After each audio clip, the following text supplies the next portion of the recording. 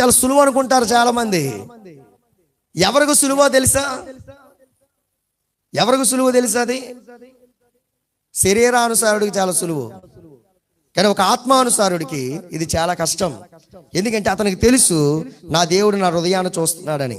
అతనికి తెలుసు నా హృదయంలో వచ్చిన అనుభవాల ద్వారా నేను దేవుణ్ణి ఆరాధన చేయాలని. కనుక ఆ వ్యక్తి దేవుని గూర్చిన అనుభవ జ్ఞానం సంపాదిస్తూ ఆయనను నిలిచి ఆయనలో కొనసాగుతూ ఈ ఆరాధన చేయాలి.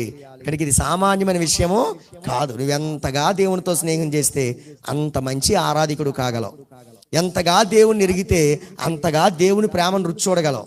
ఎంతగా దేవునితో నీ ఉంటే అంతగా లోకాన్ని ద్వేషించి దేవుని ప్రేమించగలవు. ఎందుకంటే ఆయన ప్రేమ ఎదుట ఈ లోకములు ఏవి కూడా సరితూగలేవు, సరిపోవు కూడా. గనుక ఈరోజు మన దేవుని వాక్యాన్ని వినాలి, ఆయన కోసం అనుభవ జ్ఞానాన్ని సంపాదించుకోవాలి. గనుక ప్రభునందు ప్రియమైన ఆరాధన అనేది ధన్యకరమైనది, ఆరాధన అనేది ఆశీర్వాదకరమైనది. అదే ఆరాధన అనేది చాలా కష్టతరమైనది కూడా.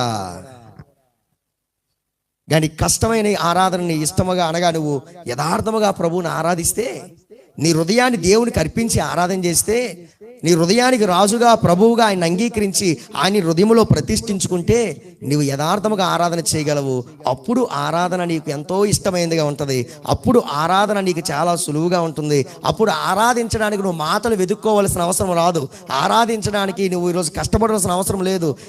నా హృదయంలో ఉన్న మాటలే నేను పాటలుగా పాడుతూ ఉన్నాడు ఆయన.